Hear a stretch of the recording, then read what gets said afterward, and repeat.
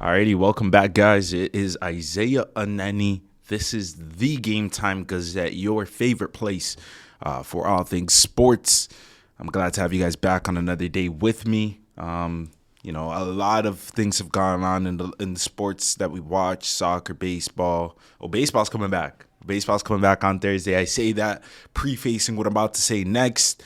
Shohei Ohtani. He came out, had his press conference. I guess long-awaited press conference. Everybody's been trying to, hear what Shohei has to say, right? Obviously, the whole Ipe, the whole Ipe situation. It's something that he had to address. He had to address because he couldn't just, not say anything about it, right? And he had to address it. He came out on Monday night. Let's just get right into it. He came out on Monday night and he said in a press conference, for the first time, let's give some preface. I guess let's start with the initial story. So the initial story surrounds the allegation surfaced. This was last Wednesday morning in South Korea, while the Dodgers were in the middle of a 2-game series against the Padres. Before the first game in Seoul, Mizuhara spoke to ESPN and claimed that Ohtani had wired money to the illegal bookmaker in order to cover Mizuhara's debt, which was a reported sum of at least $4.5 million. Mizuhara later backtracked and said Ohtani had no knowledge of his gambling debts. Ohtani recalled that before the opening game against the Padres on Wednesday, Mizuhara approached him at the stadium asking him to speak following the game. I was told by Ipe, let's talk one-on-one in the hotel after the meeting. So I was waiting until then, Ohtani said. Mizuhara addressed the Dodgers inside the clubhouse following their win that night. And during the address, Ohtani said that he was confused, explaining that it was the first time that he heard about Mizuhara's gambling debts or his claims that he had willingly given him money in order to pay off the sum. So already there, we're getting a little bit of it's very confusing right now. At this point in the story, it's very confusing. So it starts. Ipe Mizuhara. Ipe Mizuhara is Shohei Ohtani's ex-translator, close friend, supposed to be close friend. So basically, this is just the first part of the story. So first part of the story, Mizuhara, he realizes that the bookmaker and him are under watch by the feds. Obviously, gambling is illegal in some states.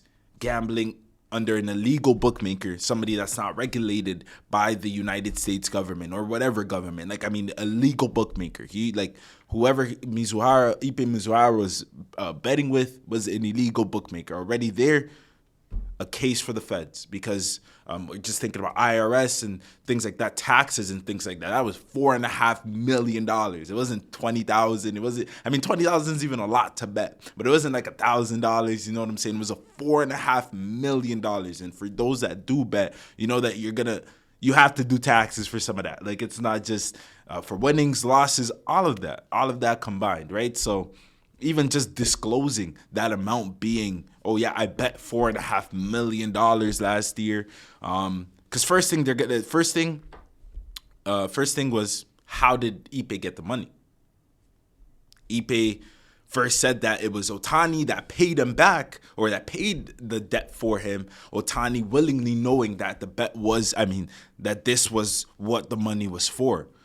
There's not a lot of things that $4.5 million could go for. You know what I'm saying? That just straight on the dot, $4.5 million Ipe, here you go. So let's start with that. We're not speculating anything here, but let's start with that. Okay. And then he backtracked. Mizuhara, I guess. Yeah, let's. So Ipe backtracked. Ipe backtracked and claimed. What did he say? he backtracked and he said that Ohtani had no knowledge of this. Okay, so first thing he said was that Ohtani did have knowledge of this, knew where the money was going, knew it was a gambling debt, knew it was his gambling debt. And then he backtracked again next day and said Ohtani had no knowledge of this gambling debt. And then the way the whole day went while they were in South Korea for playing the Padres. Obviously, they're doing the preseason tour right now, playing the Padres. I guess that's when he got tipped off that, the Feds have this information, they're going to come at you now, Ipe, right? And he had to, obviously, the MLB finally was informed, Dodgers were informed, and he probably, so then he tells Ohtani, hey, could we talk after the game, just me and you one-on-one, and then boom, after the game, I guess Dodgers, maybe somebody in the front office, maybe somebody, whoever, decided to tell the team because it probably got serious, right? And then, so up until that team meeting, quote unquote, Ohtani said, I didn't even know Ipe had a gambling addiction and was in debt. I never agreed to pay off the debt or make payments to the bookmaker. Once Ohtani and Mizuhara got back to the team hotel, Ohtani said the two longtime friends sat down and talked through the situation. While Ohtani didn't get into any specifics of that conversation, he did walk away understanding that Mizuhara had taken money from his bank account. All right, I have two questions right now. All right, so now this is from Ohtani's words. Mizuhara is obviously all over the place saying Ohtani did borrow money, he didn't borrow money. Ohtani did know, he didn't know. Mizuhara is all over the place. But this is Ohtani's words. This is what Ohtani is saying. Ohtani is saying that up until that team meeting that the Dodgers had after the Padres game, he did not know that his friend was a gambler. He did not know that his friend was a bad gambler, that his friend was losing money, and he was in debt for $4.5 million. What can be said, though, or what can be asked from this is, how did Mizuhara get in touch with Ohtani's money? How did that even happen? That's my big question. Obviously last week on the GameTime Gazette here, before we had any type of information, I think it was on the Wednesday that it happened. We just reported it. We reported it as it came. The report came, and I reported it as it came. I didn't even have any information really. Just knew the FBI was involved. Knew it wasn't the MLB that started the investigation. It was the FBI. It was serious, right? So, but now we're getting a lot more information. Now it's from Ohtani's words. He didn't know his friend was a gambler. Didn't know his friend was a bad gambler. He gave his friend $4.5 million.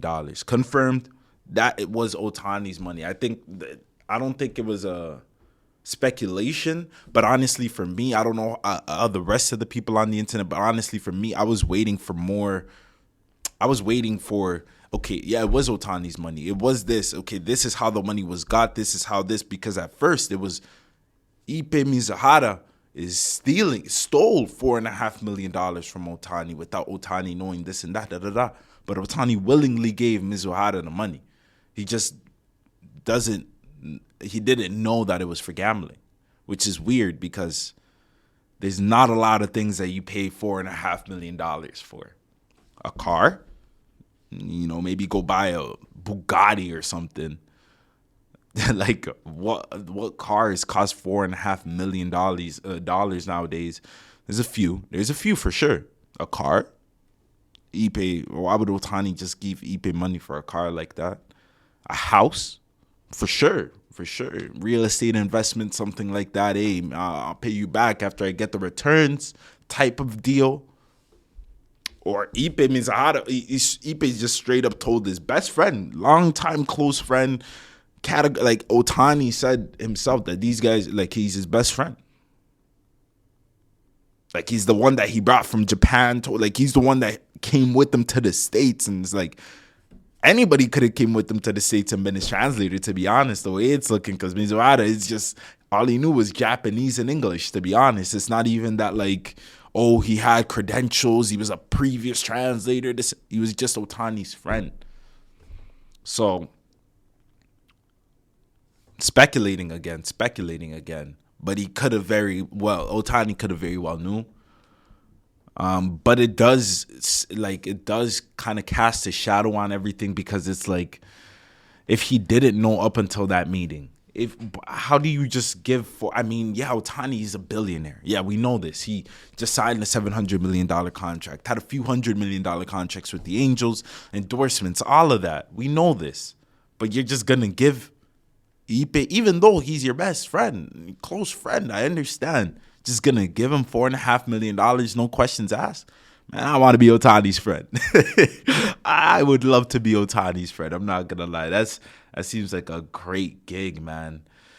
Great gig. Okay, let's finish off the story. Because even though it seems like I'm stretching it more than it is, right? I'm speculating a lot as well. I'm trying not to, but I'm speculating for real. Because even with the information that was given, Ohtani didn't really say much. Like, where did the money go then? Where did the money go? These are not where did the money go. We know where the money went. Why did you give the money to him? Like, what was the reason? Like, if you said you didn't even, like, you didn't know about the betting or anything, so $4.5 million gone. You knew about it, though. Not that he stole it. The stealing part.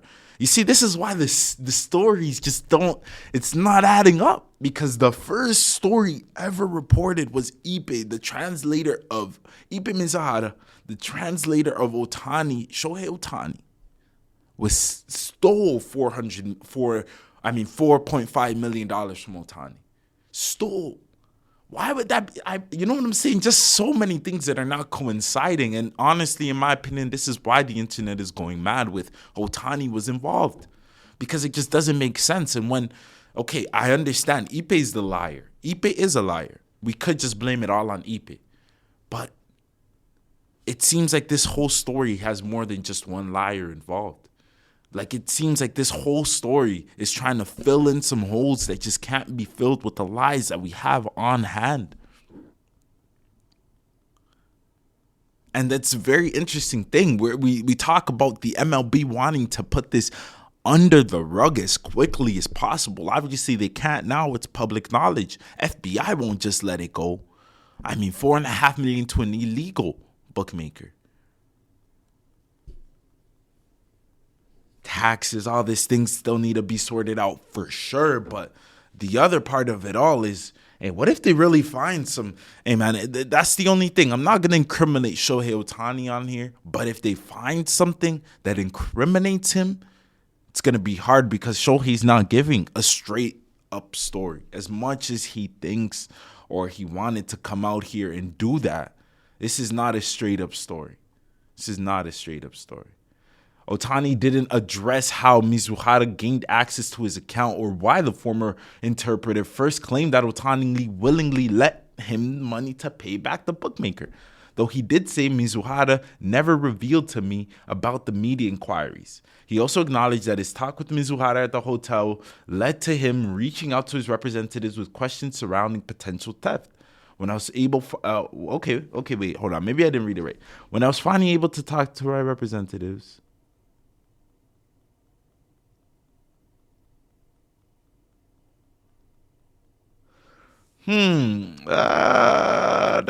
Okay, so maybe I was wrong. It's saying here, Ohtani said it was revealed to me during that meeting. Ipe admitted he was sending money using my account to the bookmaker.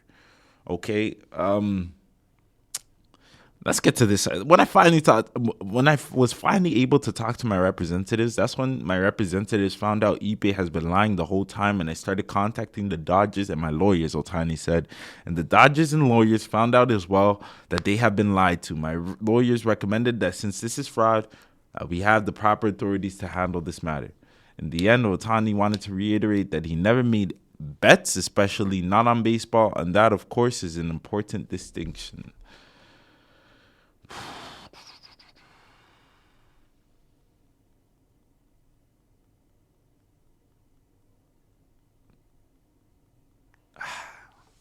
It's tough. My final little bow that I want to put onto this is, even if you want to speculate, that Shohei Ohtani, with all the information that I just gave you guys, these are from Shohei's own words, quotes from Shohei's press conference from last night. Even if you do want to speculate that Shohei Ohtani was involved, you got to do so carefully, because even as much as you think, I'm on here asking, I honestly asked that question, how did Shohei not know, where did the $4.5 million go? Because there's not a lot of things you could spend $4.5 million on one time for. But he said he wasn't aware. He said that Ipe had access to his account and was using using his account to send money to the bookmaker. My last question, speculation, of course, and I said, it's hard to, but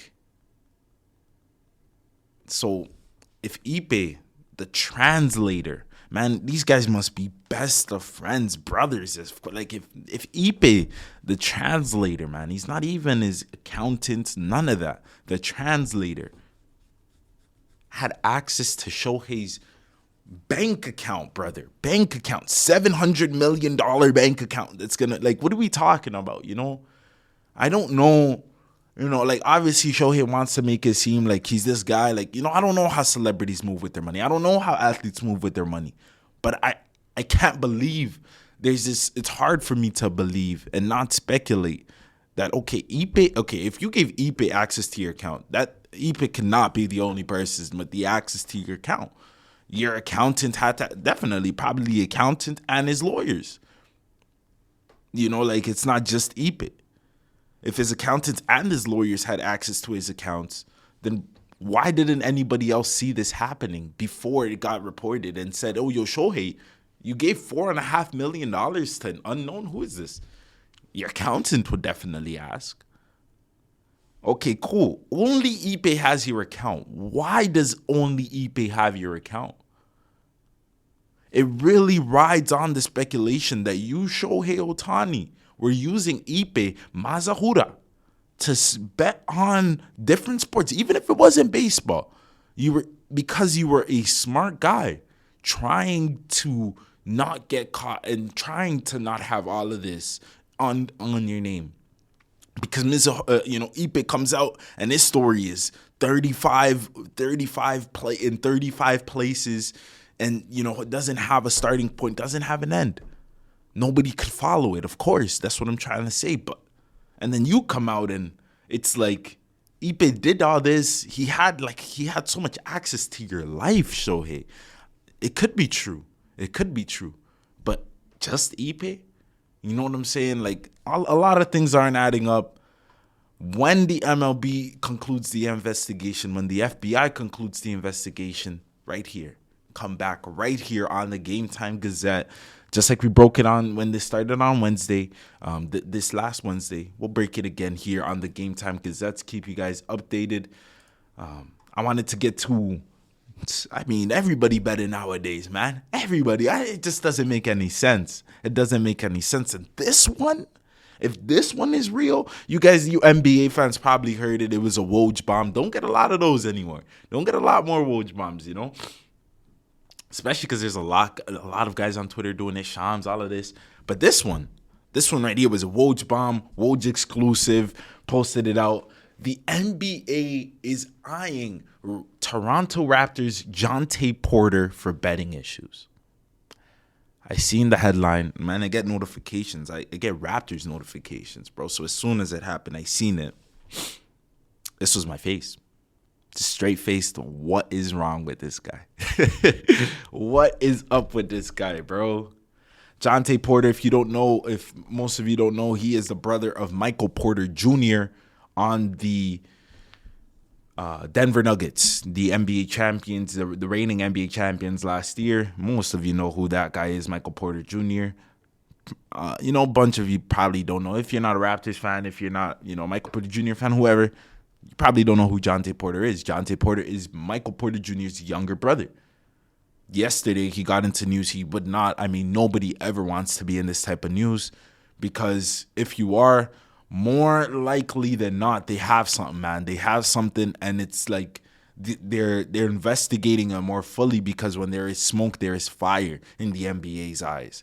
But they don't just suspend you, and they don't release these type of articles and such of speculation. Not the NBA still. Not the NBA. Not the NBA.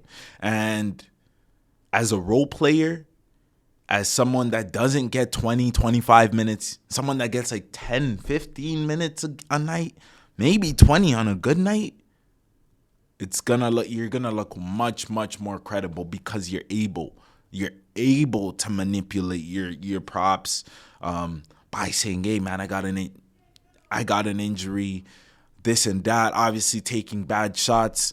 Hey man, bad shots sometimes go in. So like that's not really the thing, but there are some shots out there that, like, there was one shot the other night. He took a throw up three that went in. They put the camera on Jontay Porter's face, and he was finding it hard to smile.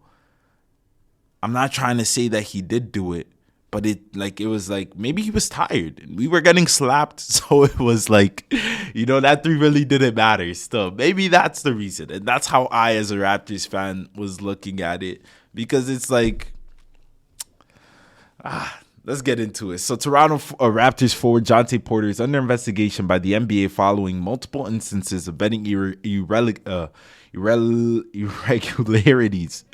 Damn, I just brain farted on that word. But multiple instances of betting irregularities over the past several months, multiple sources told ESPN on Monday. I mean, multiple sources is crazy. At issue are prop bets involving Porter from games January 26th and March 20th. Multiple sources told ESPN, an NBA spokesman told ESPN that the league is looking into it. In January 26th against the LA Clippers, there was an increased betting interest for the under on the under for Porter props, which for the night was set around 5.5 points, 4.5 rebounds, and 1.5 assists. There was also an over-under for Porter's made three-pointers, which was half. That evening, Porter played just 4 minutes before leaving the game because of what the Raptors said was an aggravation of an eye injury he had suffered 4 days earlier against the Memphis Grizzlies. Porter didn't score a point against the Clippers, had 3 rebounds, 1 assist, and he didn't attempt a three. So if you're reading that right, the under hit on all the props. The next day, as part of a daily report to users on betting results, DraftKings Sportsbook stated that the under on Porter's three-pointers was the biggest money winner for bettors of any NBA player props from the games that evening. Porter played 19 minutes 2 days later, scored 12, 7, and 3 assists. On March 20th against the Sacramento Kings, Porter played just 3 minutes before exiting because of what the Raptors said was an illness and did not return. He did not score after attempting 1 shot and had 2 rebounds. His over-under was set at 7.5, 5.5, 7.5 points and 5.5 rebounds. The next day, DraftKings Sportsbook reported in a media release that Porter's prop bets were the number one moneymaker from the night in the NBA. At least one other U.S. sportsbook detected unusual betting interest on the Porter's props in the game in question. A sportsbook industry source told ESPN multiple betting accounts attempted to bet large amounts, upward of $10,000 and $20,000 on Porter unders in the January game against the Clippers. As you bettors know, betting limits on any NBA player props vary by sportsbook and customer, but are typically around $1,000 and $2,000. So we're talking 10 times the amount that would usually be bet on a player prop, despite you being a capper, despite you being this or that. Like, you usually bet $1,000 to $2,000 on a player prop max. I mean, $2,000 is a lot on a Jontay Porter player prop, much less $10,000 or $20,000. This guy's an idiot. Like, if this is true, this guy is an idiot, man. Ole. People were trying to do whatever they could to bet Jontay Porter props against the Clippers, the source said. And then just a few days ago, the same thing. We had a bunch of people trying to bet the under for more. Porter, the brother of Denver Nuggets star Michael Porter Jr., is on a 2-way contract with the Raptors, earning $415,000 this season. He missed the Raptors game on Saturday against the Wizards for personal reasons. We probably know what the personal reasons are now. Because he missed the game yesterday against Brooklyn for personal reasons. Raptors coach Darko Rajakovic said he became aware of the investigation shortly before Monday night's game. I never doubt injuries. I never doubt honesty from players, Darko said. Obviously, I've never had a situation like this one before. He added that he had not discussed the matter with his team. I don't know the reaction. I just know nobody wants this kind of attention. Those kinds of situations to happen to anyone, to any team. We just got to deal with it. Yeah, it's very disappointing, man. Very, very disappointing.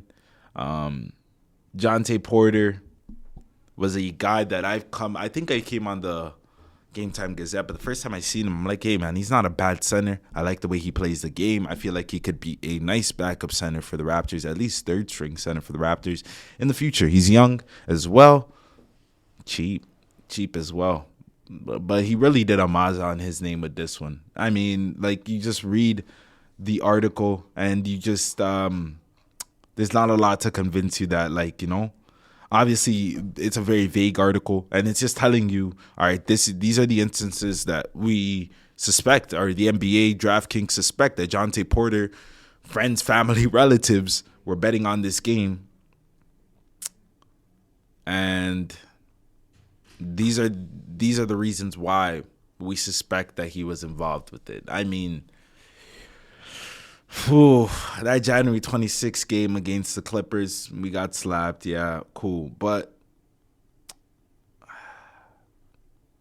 it's like you read it and it's like, I was watching Get Up this morning and Tim Legler came on and he said that it's easier for a role player to be able to do this because, just think about it, man. It's not, you did have an eye injury 4 days ago. And then you come and you're thinking about it. The Raptors are tanking as well. There's so much factors, man. But this is a very stupid decision if it was true. Simple thousands of dollars, temporary thousands of dollars. This guy thought he was going to finesse the system at the end of the day, if this is true. For at the end of the day, you could have made millions more with the NBA. He would have been on the Raptors next season. You know, like, if this doesn't happen, he would have definitely been on the Raptors next season. I mean, not definitely. You definitely have to put in the work. He's still on that 2-way contract, but he wasn't bad. And he's the type of build the Raptors are looking for a center that, you know, could contribute. He could shoot the three, could play defense. Very disappointing, man. Very disappointing news, because it seems like they have some against him. Like, they have some evidence that, like, you know, he actually did this. Multiple people doing their best to get $10,000 and $20,000 on Jontay Porter props is, yeah, of course they'll flag it, man. Jontay Porter, I didn't even know they offered Jontay Porter props anywhere, man. Like, I swear I've gone looking one time and I didn't, like, I couldn't find it. Granted, this was on the Score, but yeah, this is, of course they'll flag it. Who is betting $10,000 and $20,000? I mean, granted, it's on the under, so it's not like, man, bet on yourself and bet the over, man. This guy took bet on yourself so literally, and he didn't even do it properly. Like, bet on yourself and take the over, bro. This guy took the under of all his props. Like, come on, bet on yourself and go score 20. Go get 10 rebounds. Go get 10 assists. This guy bet on himself and took the under. You can't even respect the way he did it. Like, you can't even respect it. It's just disappointing. It's a get him out of the league moment, man. This is the next Pete Rose thing. This isn't even like, this is things that, I mean, what are we talking about, bro? What are we talking about, bro? Sometimes, like, in the thing about the whole NBA betting, this and that, and now regulators as well, that was a big conversation, right? That regulators would use this as another point of emphasis on why betting should not be in sports leagues.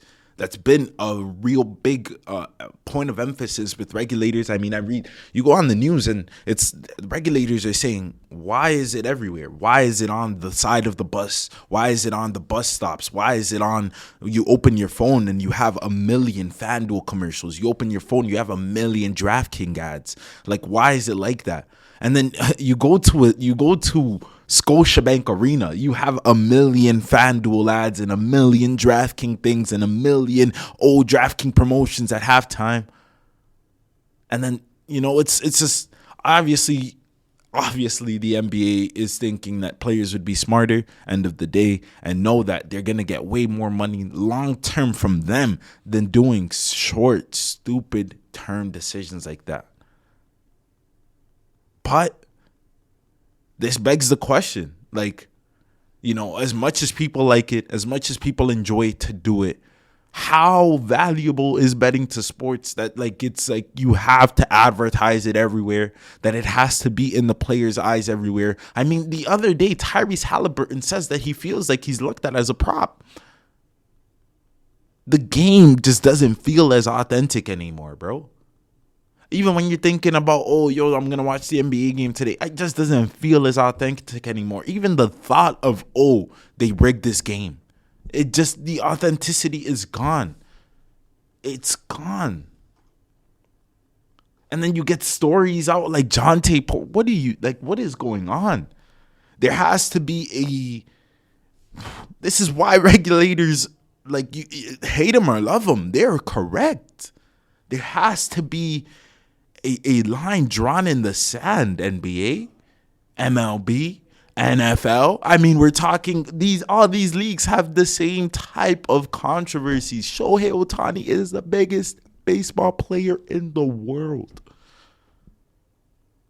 Bro, that 90% of it's not even, bro, it's not the 50s, 60s, not even the 90s anymore. 85 to 90% of the public does not know who most baseball players are. But if you tell them, Shohei Ohtani, they might know him. I'm not saying they will. They might. They'll have a better chance of knowing them than Fernando Tatis. You know what I'm saying? Or Vladimir Guerrero. Maybe in Toronto, they know Vladimir Guerrero more. But, I mean, you get what I mean. He's their biggest star. Betting is just everywhere. Like, bet with us, bet with us, bet with us, bet with us, bet with us. They didn't relax on it, and they thought their players wouldn't do it as well. There is a reason why the old heads like Adam Silver, I don't know who the other MLB commissioner is or whoever was before. I don't know who was before Roger Goodell. Maybe it was Roger Goodell before. I don't know. But that's why the old heads like I swear I just said his name. David Stern. The ex-commissioner of the NBA. That's why he didn't play around. That's why he didn't allow none of this betting thing. Obviously, it was a different landscape. It was a different world. But David Stern did not play around with any of this betting things. If David Stern is the commissioner of the NBA right now, I don't think betting would be allowed. Even if it is allowed the way it is, I don't think it'd be as prominent as it is, where everybody feels like, oh my gosh, Vegas is booking the games. It's like this and that, like the game. I don't feel like that, man. It feel like a more disconnect. It feels so connected right now, betting and sports. Bro, why do I feel like my game, like I'm watching the Raptors play against the Nets, and why do I feel like man's are, but like, bro, it just feels unauthentic. It doesn't feel like the game. What happened to the game I love? You got Jontay Porter. You got role players out here not understanding. I mean, at the end of the day, can you blame them? They think they're smart enough. You got Shohei Ohtani out here as well. They think they're smart enough to burn the books. Can you blame them for thinking that? With the way all the information is out here, I mean, you can't blame them for thinking that. Maybe I'm not asking it correct. But could you, like, what is the real... Like, are we blaming the players or are we blaming the sports leagues? You know, like, I don't know how to ask this question properly, but like, Bro, there's a reason why regulators are saying it shouldn't even be involved with sports at all. It shouldn't be involved with sports in the capacity it is, for sure. It's way too involved right now. Betting is way too connected. I mean, I'm on the NBA freaking site and BetMGM is getting this is crazy. An authorized gaming operator of the NBA. Like, bro, why is it on here? Why? Why, NBA? Why?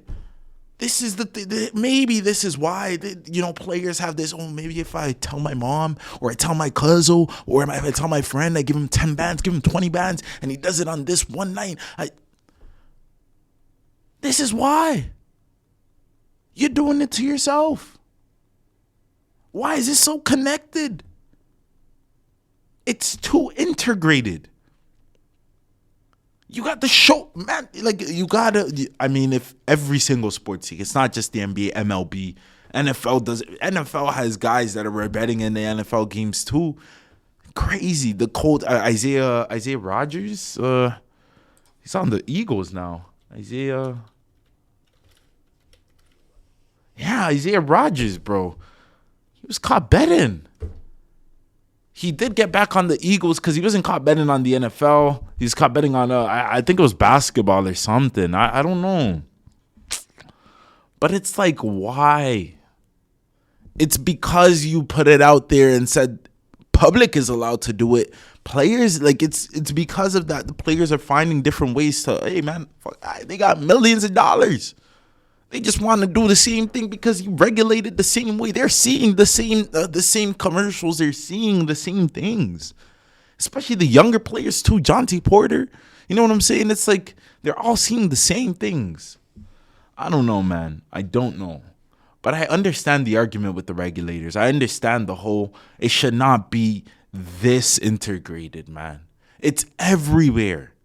Even if betting was allowed and this and that, like, you're able to bet as a normal person, not as a player, as a normal person. There shouldn't be advertisements like, bro, like it's food, like it's McDonald's right here, BetMGM, DraftKings. It's just so much. You go watch the game, 35 gambling ads. You go on to the bus stop, gambling ad right there on the side of the bus, gambling ad on the side of the bus stop. It's too much. And the players are getting, involved. The players are getting succumbed to this. It's too much, NBA. It's too much. It's too much, MLB. It's too much. It's too much, NFL. It is too much. I'm going to leave it there. I really just don't know what else to say. You guys tell me what you think about it. Obviously, I might be in the minority here. And I promote bets sometimes here on the GameTime Gazette. You know what I'm saying? I do it too. But, like, we got to look at it objectively. It is way too much.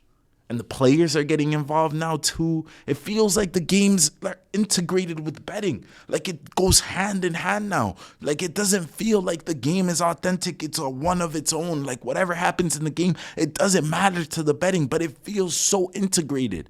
It feels so integrated that it feels like Vegas has their hands on everybody's games. That none of these games are authentic anymore. And then you got stories of Shoei Ohtani, the biggest baseball star in the world, and his interpreter betting. And then you got Jontay Porter betting on himself and his unders and this and that and telling other people something. You got the speculation enough is too much. What happened to the games I love? You guys tell me what you think down below. I sound like an old head here, but I feel like that, my strong opinion, I feel like is valid. You guys tell me what you think. I could go on for another 20 minutes, man. It's been Isaiah. This has been the GameTime Gazette. As always, tell me what you think about this episode. Leave a comment, leave a like. And just see you guys tomorrow. I love you guys. Jesus loves you as well. Don't forget that. Always remember that. And as always, peace.